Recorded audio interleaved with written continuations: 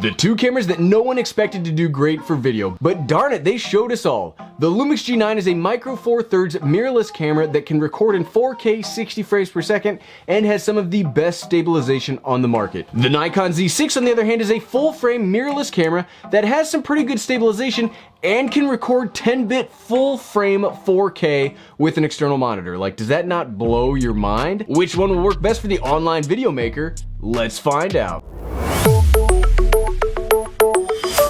What's up everyone, I'm the Everyday Dad, and if I can figure it out, you can figure it out. These two cameras are some of my favorite video cameras released this year. Seriously, one is marketed as a stills camera and the other is a first attempt at a full frame mirrorless camera from a company that's basically like the DSLR kings. How did they both get to be so good? It's really not that surprising that a Panasonic camera would be good for video. Their entire line crushes it in video specs, all the way from the humble but still massively powerful Lumix G7 all the way up to their high-end cinema-style DSLR mirrorless, the GH5S. They totally own it in the video department at any level. Even their photography camera has more video capabilities than a lot of the video cameras. Like, it's amazing. Nikon, on the other hand, has never really had a good showing on the video front. They have had some cameras that could shoot in 4K before, but nothing really worth noting for somebody that's only focuses video. Like, my only focus, you may have noticed, is video. But the Z6 has absolutely changed my mind. This shows that Nikon can make a good video camera, and I cannot wait to see how these Z-mount lenses continue to grow and evolve. But whether you start looking for your very first camera to either start a YouTube channel, maybe you want to upgrade, why would you be looking at these two in particular? I mean, they aren't exactly on the front lines of YouTube cameras, right? Well, honestly, they are both they're just so great. They can record an amazing 4K image, have some stacked features to help you record video, and both are at some very attractive price points for the features offered. Today we're gonna see which of these you should get if you are considering even one of them. But before we get too far into the video, if this is your very first time hearing about either of these cameras, we will go into the basic specs first. And quick disclaimer, I thought I was crazy for putting these in, but I continue to be yelled at in the comments about photography stuff. Photographers? I'm not a photographer at all, nor am I a professional videographer at all. I make home videos, I make YouTube videos, so the only specs that I care about, and the only ones we'll be covering today, are those that matter to somebody that wants to make online videos. Even online cat videos need good cameras too, right? Whew. Let's let the big dog go first. The Nikon Z6 was released last month and is my favorite full-frame camera released this year. It has a 24.5 megapixel full frame BSI CMOS sensor. It can record in up to 4K 30 frames per second and up to 10-bit when recording to an external monitor.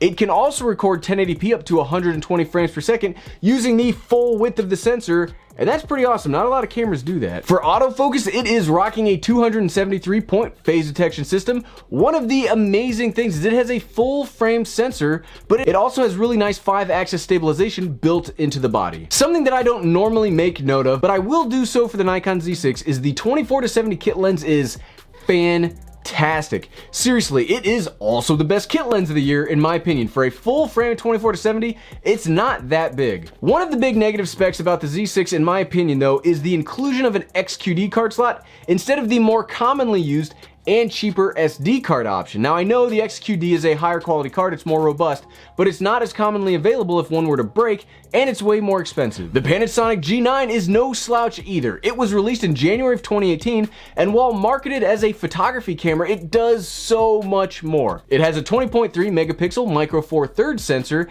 It can record video in up to 4K 60 frames per second for 10 minutes at a time, and can record in up to 1080p 180 frames per second for some super slow motion. For autofocus, it has an advanced depth from defocus autofocus system. I mean, it's still not great. And one of the benefits of having a micro four thirds sensor is the G9 has, no kidding, some of the best stabilization on the market today. Very much differently than the Z6, the G9 has dual UHS-2 SD card slots. Now I don't really care about the dual card slots, one card slot, two card slots, doesn't matter to me, but I do care about not using the XQD cards. Physically, these are two fantastic feeling cameras. I mean, I would hope so for the cost, but dang dang! These two cameras have really taken some lessons from the mirrorless revolution, and they really put some effort into the design of the bodies. Though my two favorite handling cameras of all time are the GH5 and the EOS R, these two are not far behind. The Nikon has a very nice assortment of buttons and dials. You know, I feel like I say that about most cameras these days, but I have to be honest that camera companies have really dialed in, pun intended, in their usability on their bodies, and we are definitely living in an awesome time of usability when it comes to cameras. Not only does the Nikon have some nice standard physical buttons, but it also has a very wide amount of customizable function buttons. I will never, ever get sick of being able to customize my cameras. The function buttons, the customizable buttons are hugely important to me. Another big physical benefit of the Nikon is on the left-hand side. You not only have an audio in, but you get headphone out, mini, not micro, HDMI, USB-C, and a remote connector. These flaps are also one of my favorite ways to both weatherproof, but also get the heck out of the way methods for accessing the ports. Like, we've talked about this with the A7 III, where it's very frustrating to try to use the ports, whereas these just get out of the way. Like, you just get out of the way when I want to use them. And the last thing I want to note on the physical aspect of the camera is both a positive and a negative. And that's the rear screen. It is a positive in that it has a very, very usable touchscreen interface, which works really well to introduce new folks into the Nikon menu system. This screen is awesome for both changing menu items and tapping to focus. Once you tap, it will track, which is hugely important. The G9 is no slouch for physicality either. Despite its much smaller sensor, it feels about the same weight as the Z6 and is also roughly the same size. This does buy the G9 some special abilities we'll talk about more here in a little bit, but the bigger size is actually a benefit. It also has a huge amount of physical buttons, and it's got this cool little red ring under this mode dial selector to let you, and the thieves, know that you have a flagship camera. Don't steal me. Like the Z6, it has an awesome amount of customization with 3 buttons on the back, 2 in the front, and you can also change up what some of the main buttons do too. It's so usable. The port situation on the G9 is way better than almost anything else. It again has the microphone in, the headphones out, but the G9 has a full HDMI port. Yes, it is that important. This basically wins the video. Video's over. Video's over as far as I'm concerned.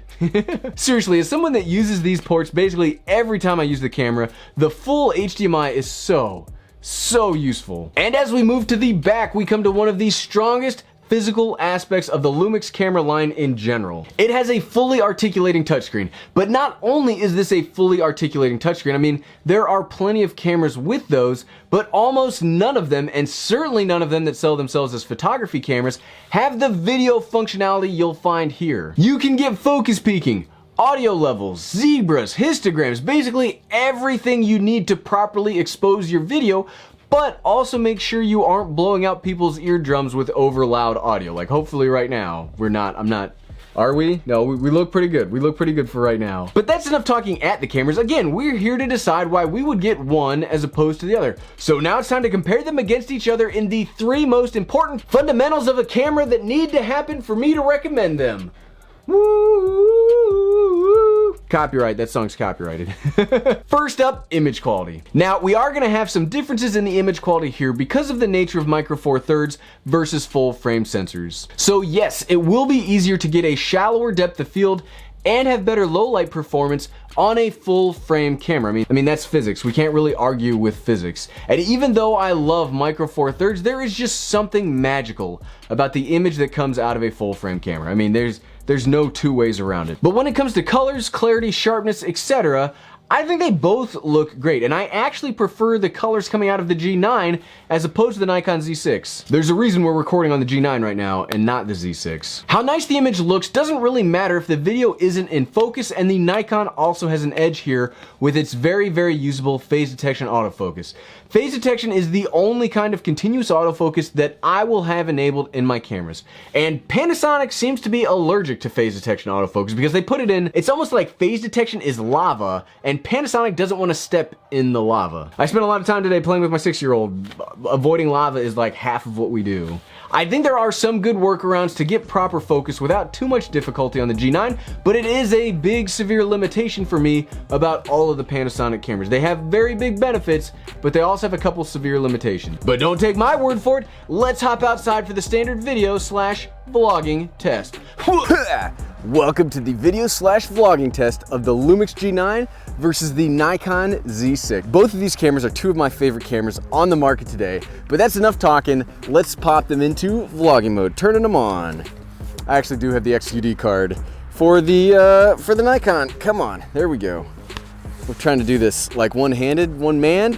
I need to get a cameraman or something. This is not easy. Vlogging test begin. Whoa.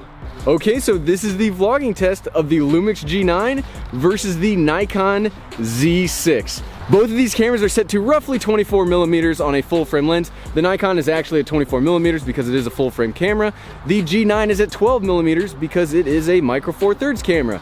And both, both do have built-in stabilization, so you should be seeing a demonstration of that right now. I can't actually tell what the Nikon image looks like because it doesn't have a flip screen. But I can kind of see what's going on with the Lumix G9 because it does have a flip screen. So I can monitor the audio, I can see what's going on, and I don't need to worry about it. But the Nikon should have a shallower depth of field because it is a full frame camera. It is set to f4, just like the Lumix, but there are gonna be differences. They're both currently set to aperture priority mode. Neither has a stabilized lens right now, so they are both currently using unstabilized lenses, and they're using their built-in image stabilization to do this video, so you can use a good comparison of that way. One of the benefits of the Lumix though is it uses SD cards, whereas the Nikon uses XQD cards, and I just have this one. And man, they are both, like, you'd think they wouldn't both be heavy. You'd think the Nikon would be heavier because it's full frame. They're both pretty darn heavy. But yeah, this is the video quality you can expect to get out of both. Man, I really like both of these cameras. I wish I could just have all the cameras. Here's how the auto ISO should be working. Oh man, it's so bright. So bright. I have no idea what that just looked like. But okay, this has been the vlogging test. Back to the video. Okay, and this is the indoor/low light/studio test of the two cameras. And we are playing a little bit of a trick here, and I'm gonna try to show you one of the major differences between full frame and micro four thirds. So obviously, this is not the full frame camera. This is the Lumix G9, and this is the Nikon Z6. Now these both have 50 millimeter equivalent lenses. The Nikon Z6 has the 50 millimeter S lens, which is a 1.8, and the Lumix G9 has the 25 millimeter 1.7. This is set to 1.7, this is set to 1.8. They're both set in auto aperture mode, so this is the image quality you can expect. And yes, there's a much bigger difference in the depth of field between the two. The Z6 obviously will have a much shallower depth of field because it has a much bigger sensor. That, I mean, just looking at the camera and the lens right now, it feels like there's a huge hole that I'm staring through. I'm staring like straight at the sensor right now. Whereas on the Lumix, I mean, I think you can get a shallow enough depth of field with something like the G9 or the GH5 when you use prime lenses, but if you're looking for the shallowest of shallow, again, this is set to manual focus right now. This is set to autofocus because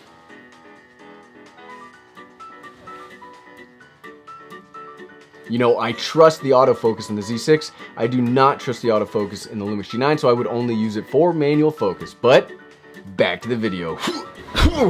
Now it's time to cover the most important aspects of a camera. Technical image quality is great, but if it's hard to get it, who cares? These online algorithms want your very life essence, and to quickly produce content, the most important aspect is fiddliness.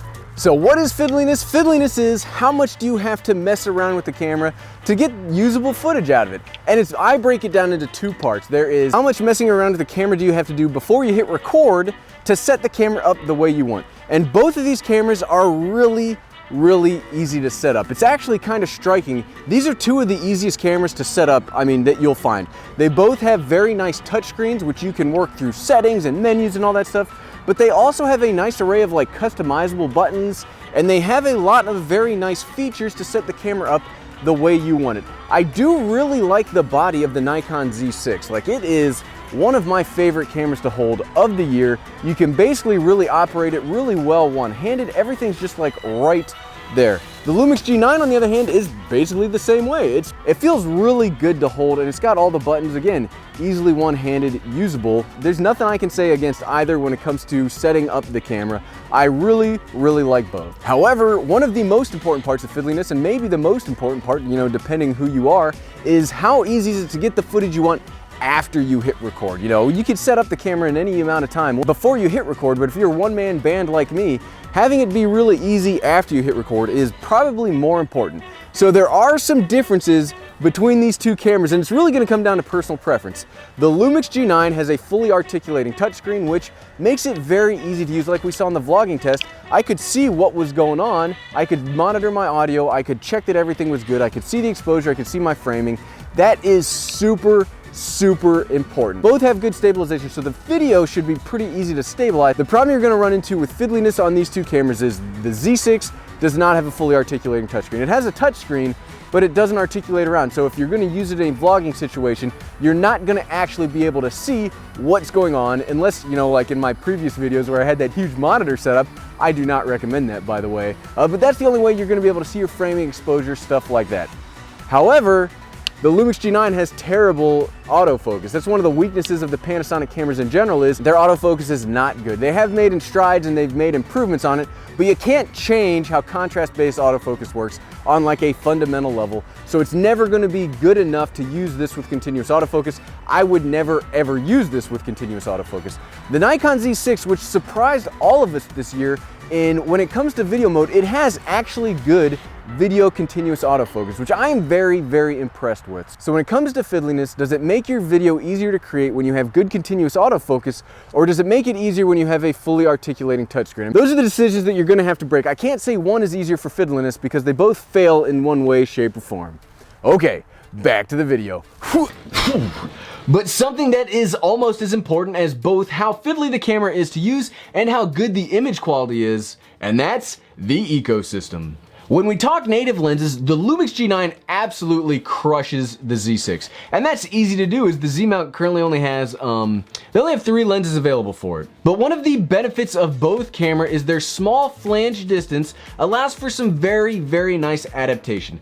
The Nikon has an adapter that will allow you to use Nikon's existing DSLR lenses to great effect. Seriously, there are videos like, you know, Peter Gregg, you should check out his channel. He does a series that shows how awesome the continuous autofocus for the Z6 is, and one of his videos he's using a 50mm 1.4, and that depth of field is like razor thin. It looks great. The G9 though, with its sensor and also the smaller flange distance, can be adapted to use darn near any lens type. Canon, Nikon, Sigma, almost anything can be adapted to fit these small cameras, so there isn't that big of an advantage for the bigger camera here in the ecosystem. As it is the more mature system, the Lumix lineup will also have more accessories, cages, mounts, lenses again, all sorts of additions that can really help you get that quick, good enough video quality. I do think the Z6 is probably the most future-proof of the mounts currently on the market today, but it needs time to grow and evolve, but I'm very excited to see where it goes. So what, right? So which of these two cameras should you get? Now it is, I mean, one of them's not objectively better than the other. It's really going to boil down to a couple of aspects.